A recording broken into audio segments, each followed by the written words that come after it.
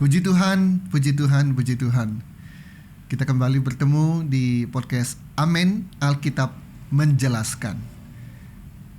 Saya akan melanjutkan episode yang lalu tentang Antikris atau Antikristus.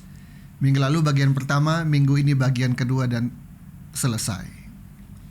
Karena memang cukup panjang, jadi saya buat dalam 2 episode. Nah, di episode lalu saya sudah menyajikan tentang apa itu Antikris. Sudah saya jelaskan sesuai dengan apa yang Alkitab tulis. Apa ciri-cirinya? Siapa dia itu Antikris? Apakah dia manusia atau bukan?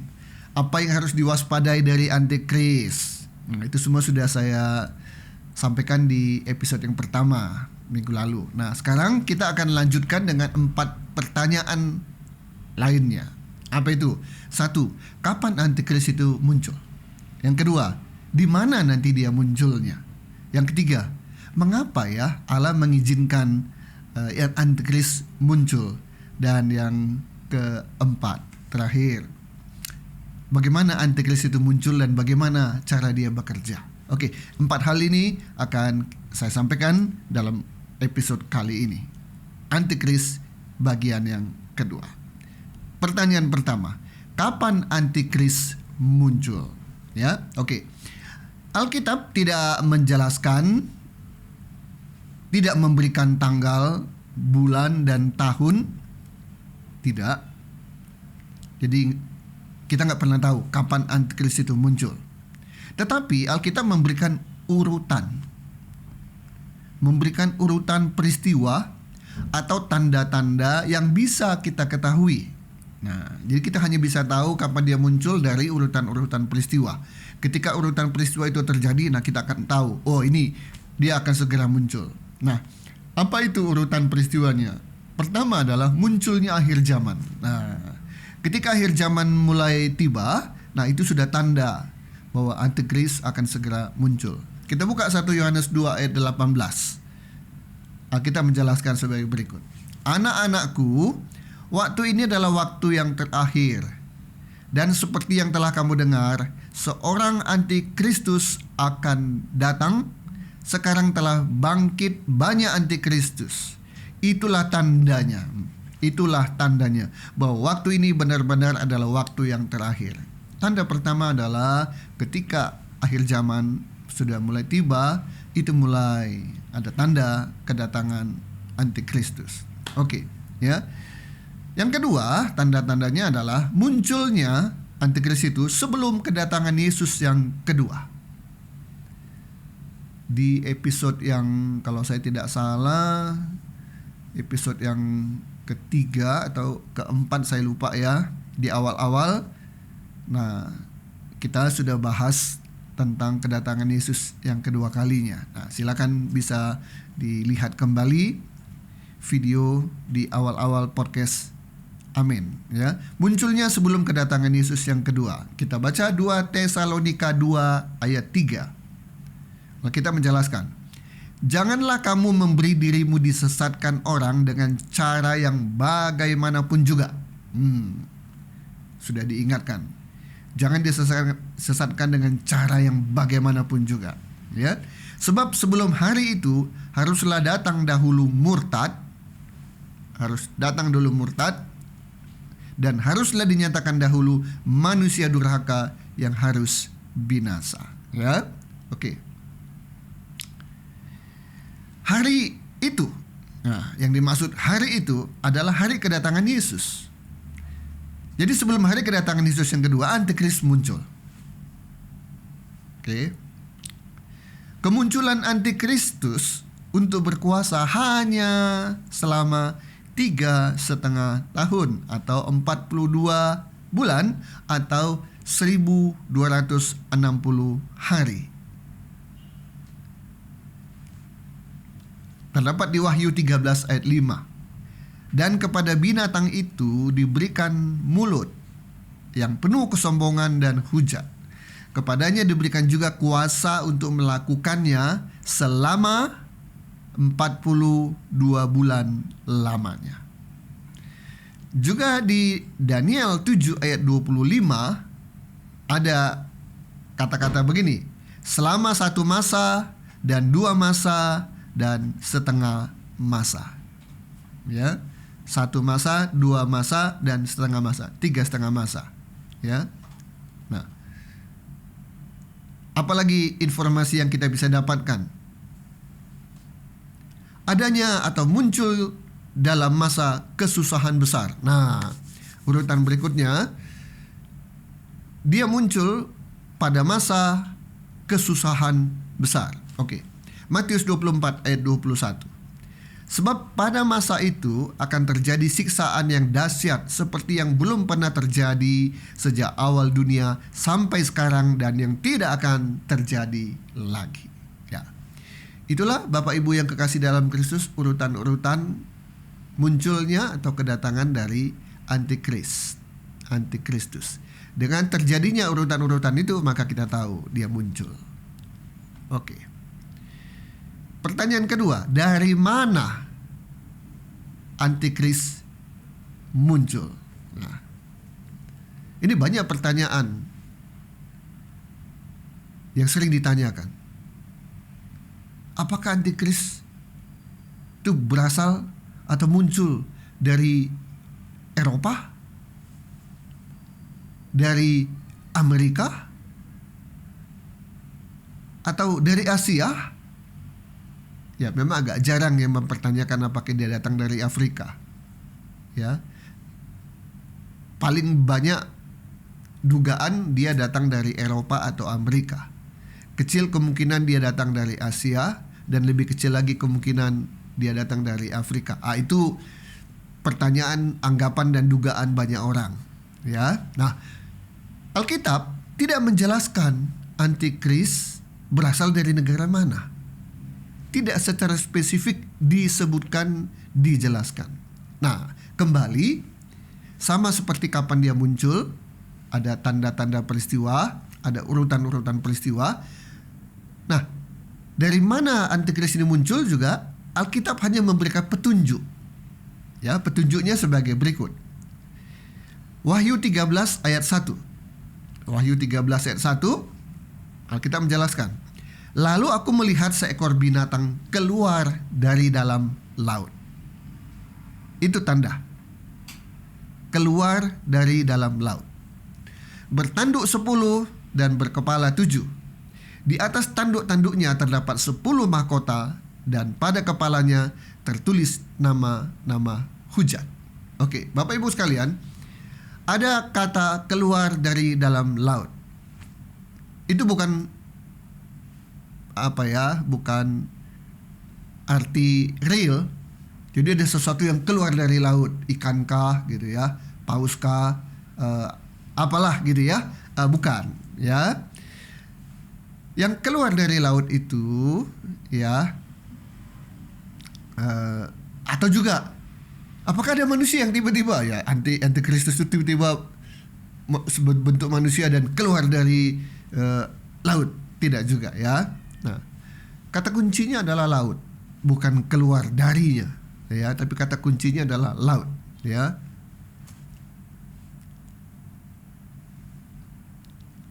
Apa itu kata kunci laut? Nah, beberapa penafsir Alkitab menyatakan bahwa laut adalah lambang bangsa-bangsa non-Yahudi. Jadi, Antikris bukan datang dari orang Israel, melainkan di luar Israel. Itu pertama, penafsir-penafsir Alkitab. Tapi sekali lagi, Alkitab tidak menjelaskan secara jelas dan tegas. Ya, hanya keluar dari dalam laut, dan laut itu ditafsirkan sebagai lambang bangsa-bangsa yang non-Yahudi, yang bukan Yahudi. Jadi, Antikris muncul dari bangsa yang bukan Yahudi. Itu yang pertama. Ya. Yang kedua, Daniel 7 ayat 7. Kemudian aku melihat dalam penglihatan malam itu, tampak seekor binatang yang keempat. Binatang yang keempat, yang menakutkan dan mendahsyatkan, dan ia sangat kuat.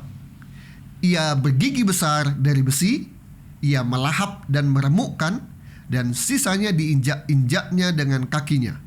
Ia berbeda dengan segala binatang yang terdahulu, lagi pula ia bertanduk 10.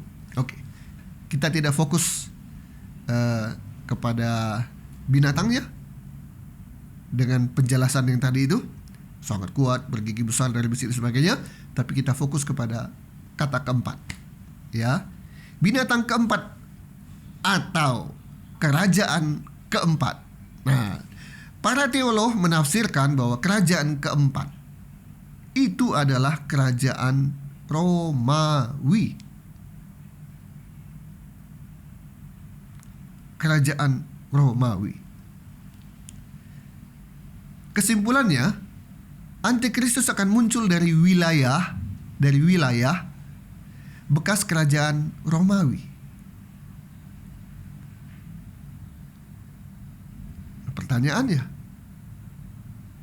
kerajaan Romawi kuno itu wilayahnya ada di mana? Oke. Kerajaan Romawi kuno wilayahnya itu meliputi 1. Eropa Selatan, 2. Eropa Barat, Timur Tengah, Afrika Utara, 4. Jadi bisa dari Eropa, bisa juga dari Timur Tengah. Nah, kalau dari Eropa, mungkin ya dikaitkan dengan Daniel 9 ayat 26. Daniel 9 ayat 26, kita menjelaskan, seorang raja memusnahkan kota dan tempat kudus itu. Nah, ini sering ditafsirkan sebagai kerajaan Romawi yang menyerang dan menghancurkan Yerusalem tahun 70 Masehi. Saat itu dipimpin oleh Jenderal Titus. Ya, Jenderal Titus ini dikenal dalam sejarah, dia adalah putra dari Kaisar Vespasianus. Yerusalem ditaklukkan, ditundukkan, diserang sampai rata dengan tanah. Nah, bait suci kedua juga ikut dihancurkan. Nah, jadi ketika Daniel 9:26 seorang raja memusnahkan kota dan tempat kudus itu, dan kejadian pada tahun 70 Masehi Titus menyerang Yerusalem, nah itu dikaitkan dengan begitu. Jadi kemungkinan dari Eropa. Kemungkinan ya, ini dugaan. Karena Alkitab tidak menjelaskan secara tegas dari mana. Mungkin juga dari Timur Tengah, bila dikaitkan dengan Daniel 8 ayat 23. Nah, di sana ada kata, maka akan muncul seorang raja dengan muka yang garang dan pandai menipu.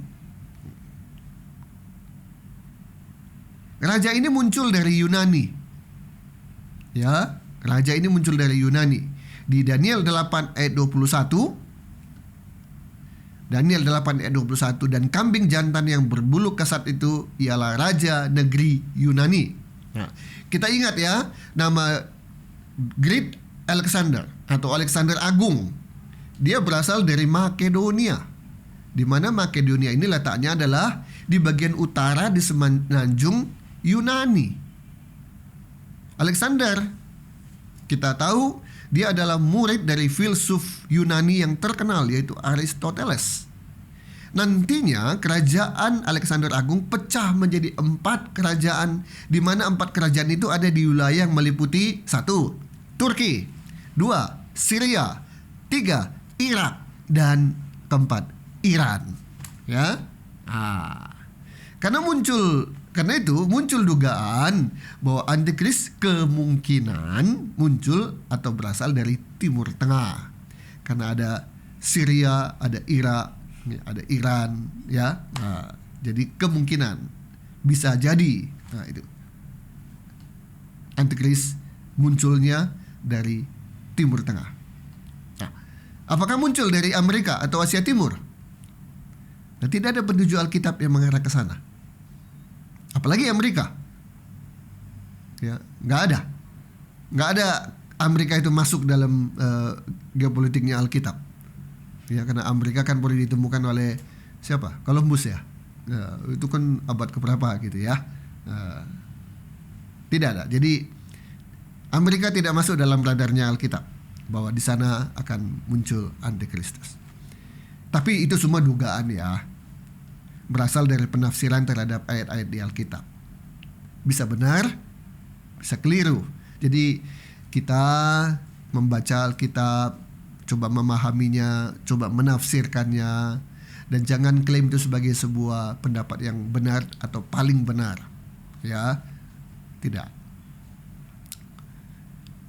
Alkitab tidak menekankan dari wilayah mana dia muncul atau berasal, tapi lebih menekankan pada hal sebagai berikut. 1. Sumber kuasanya itu dari iblis. Antikris itu punya kuasa, dan sumber kuasanya dari iblis. Dan sistemnya adalah globalisasi. Jadi antikris itu nggak hanya ada di suatu tempat dan berkuasa melakukan kegiatannya di satu tempat itu saja, tempat lain tidak terjangkau, bahkan mungkin tidak tahu. Tidak. Global, seluruh dunia akan tahu dan akan berada di bawah pengaruh kuasanya. Ya. Nah, yang ketiga, Alkitab lebih menekankan antikris itu bukan muncul dari mana, tapi menekankan pada peranannya selalu melawan, selalu menentang Kristus. Nah, ini dia. Ya. Yang ketiga ini.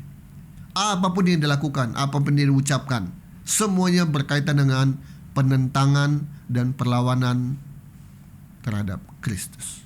Karena itulah dia disebut sebagai anti-Kristus atau antikris. Pertanyaan ketiga, mengapa Allah mengizinkan antikris muncul? Allah kan maha kuasa. Tuhan sanggup melakukan apa saja. Tidak ada yang mustahil bagi Tuhan. Nah, dalam kemahakuasaannya, kenapa Tuhan tidak membuat, tidak boleh ada antikris? Tidak boleh muncul. Aku punya otoritas untuk itu. Kenapa tidak melakukan itu?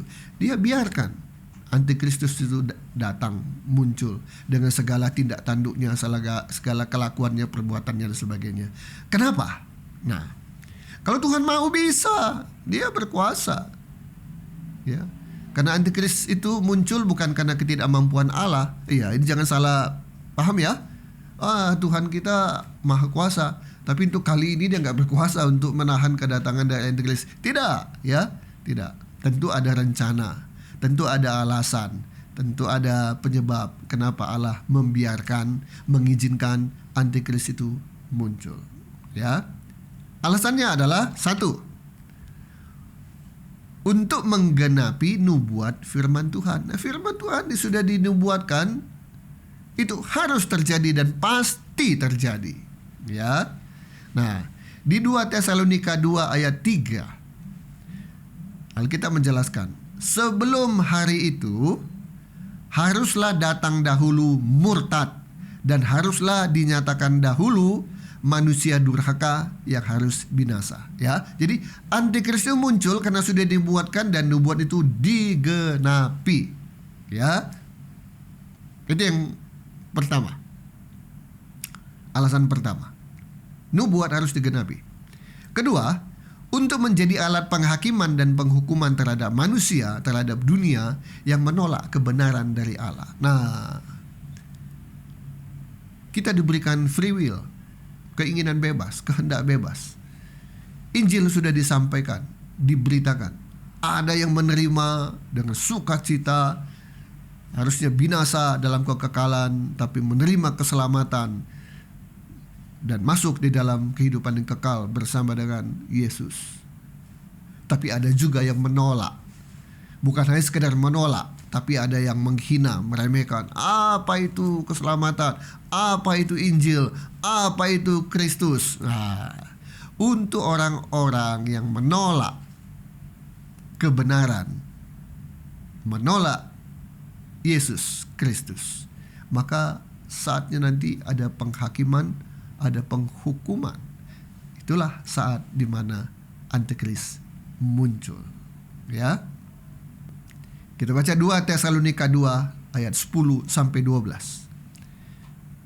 Di 2 Tesalonika 2 ayat 10 sampai 12 ada kata-kata begini, supaya dihukum semua orang yang tidak percaya akan kebenaran dan yang suka kejahatan.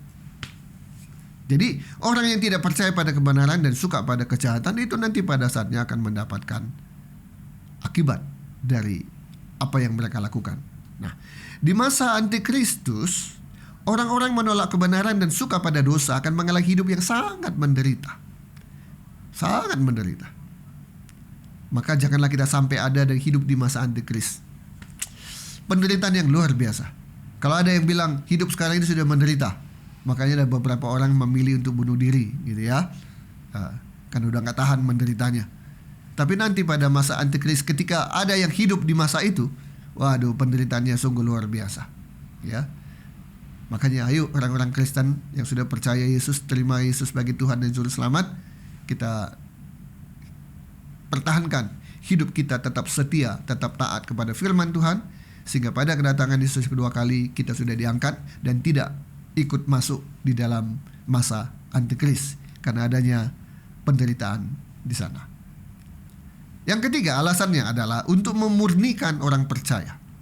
Ya, orang-orang percaya itu kadang-kadang kan ada yang belok-beloknya gitu ya. Percaya tapi kadang-kadang melakukan penyimpangan, ya, melakukan yang tidak benar.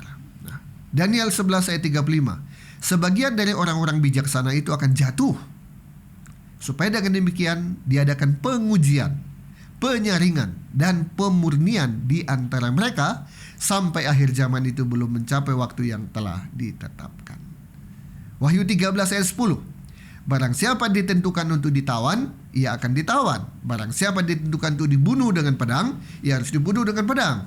Yang penting di sini ialah ketabahan dan iman orang-orang kudus. Jadi ada saja nanti ya yang tidak diangkat ketika Tuhan Yesus datang kedua kalinya, tidak diangkat tapi tetap ada di bumi karena ya tadi kepercayaan itu tidak sepenuhnya percaya ya, tapi juga penyimpangan, melakukan dosa juga ya, gitu ya. Nah, sebelum nanti dia akan berada di dalam hidup kekekalan bersama Yesus, dia akan dimurnikan dulu di masa antikris itu, ya. Jadi ada tujuan Tuhan, yaitu untuk memurnikan orang percaya.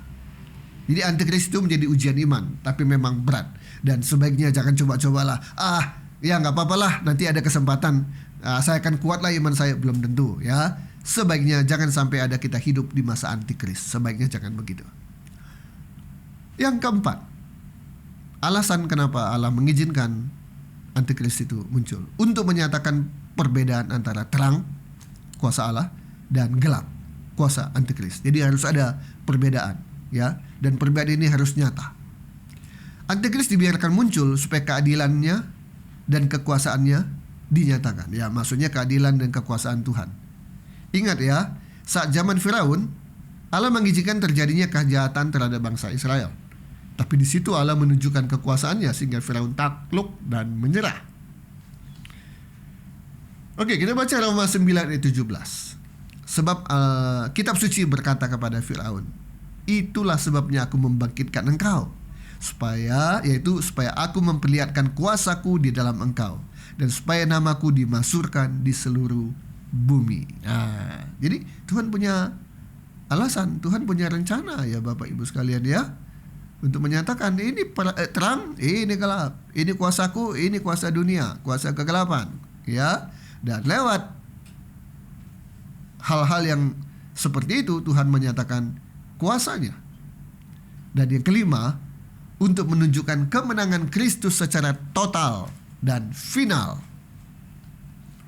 2 Tesalonika 2 ayat 8. Pada waktu itulah si pendurhaka baru akan menyatakan dirinya, tetapi Tuhan Yesus akan membunuhnya dengan nafas mulutnya dan akan memusnahkannya kalau ia datang kembali. Wahyu 19 ayat 20. Maka tertangkaplah binatang itu dan bersama-sama dengan dia nabi palsu yang telah mengadakan tanda-tanda di depan matanya, dan dengan demikian ia menyesatkan mereka yang telah menerima tanda dari binatang itu dan yang telah menyembah patungnya.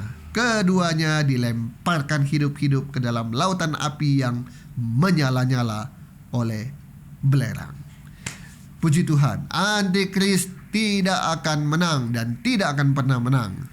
Antikris akan kalah total dan akhirnya mendapat hukuman yang kekal dari Yesus Kristus. Haleluya. Pertanyaan keempat dan terakhir, bagaimana antikris muncul? Bagaimana dia bekerja dan menjalankan misinya. Oke. Pertama, ia muncul secara bertahap, tidak langsung, ya. Bertahap. Sistemnya sudah bekerja lama, ya, dari dulu. Sekarang pun sistemnya sudah bekerja. Tapi figur akhirnya baru muncul pada waktu yang telah ditetapkan nanti, ya, bukan saat ini. Ia tidak muncul tiba-tiba, tapi lahir dari sistem dunia yang sudah matang dalam kedurhakaan. 2 Tesalonika 2 ayat 7-8. Karena secara rahasia kedurhakaan telah mulai bekerja, tetapi sekarang masih ada yang menahan. Kalau yang menahannya itu telah disingkirkan, maka pada waktu itulah si pendurhaka baru akan menyatakan dirinya. Oke. Yang kedua, ia datang dengan kesan damai dan membawa solusi. Kesannya dia bawa perdamaian. Di tengah-tengah dunia gak pernah damai. Damai sebentar, perang lagi. Damai sebentar, perang lagi. Bikin akta perdamaian, tahu-tahu dia langgar, perang lagi. Itu dunia sekarang, ya. Sudah ada PBB. Sekarang ada lagi apa itu? Dewan Perdamaian, ya, yang baru dibentuk oleh Presiden Amerika, ya. Indonesia menjadi salah satu partisipannya, ya, untuk di Gaza, ya. Jadi Antikris itu nanti datang dengan membawa upaya yang bisa memberikan perdamaian, dan kedua dia datang dengan membawa solusi bagi dunia ini. Daniel 9 ayat 27. Raja itu akan membuat perjanjian itu menjadi berat bagi banyak orang selama 1 kali 7 masa. Pada pertengahan 7 masa itu ia akan menghentikan korban sembelihan dan korban santapan, dan di atas sayap kekejian akan datang yang membinasakan sampai pemusnahan yang telah ditetapkan menimpa yang membinasakan itu, ya. Jadi Antikris itu datang menawarkan perdamaian dunia dan berjanji mewujudkannya, ya. Kita tahu PBB aja nggak berhasil, ya, sampai sekarang, ya. Maka pada saatnya nanti banyak orang percaya inilah dia, ya, yang punya kemampuan membawa perdamaian. Banyak orang akan terkesima, akan terperdaya pada akhirnya. Daniel 8 ayat 25. Dan oleh karena akalnya, penipuannya akan berhasil. Nah, itu. Orang akan terpukau dan percaya inilah solusinya. Solusi perdamaian dan solusi-solusi yang lain, ya. Termasuk nanti solusi ekonomi dan sebagainya, ya, solusi politik dan sebagainya. Jadi dia datang dengan cara seperti itu. Nah, yang ketiga, ia menggunakan kuasa supranatural. Jadi bukan lagi kuasa sebagai seorang manusia, ya, kuasa sebagai seorang presiden, kuasa sebagai seorang raja, tidak, tapi dia menggunakan kuasa supranatural. Oke, 2 Tesalonika 2 ayat 9.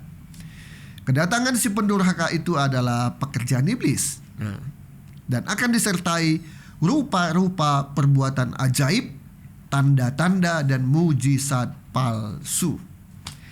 Wahyu 13 ayat 13. Dan ia mengadakan tanda-tanda yang dahsyat, bahkan ia menurunkan api dari langit ke bumi di depan mata semua orang. Ini kan luar biasa.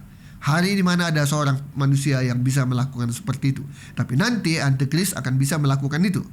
Antikris tidak hanya menggunakan otak, dia tidak hanya menggunakan ekonomi dan politik, tapi juga manifestasi supranatural sebagai daya tarik. Sampai hari ini tidak ada manusia, siapapun dia dari belahan dunia manapun, yang mampu melakukan seperti itu. Kalaupun ada, orang bilang itu sulap, itu magic.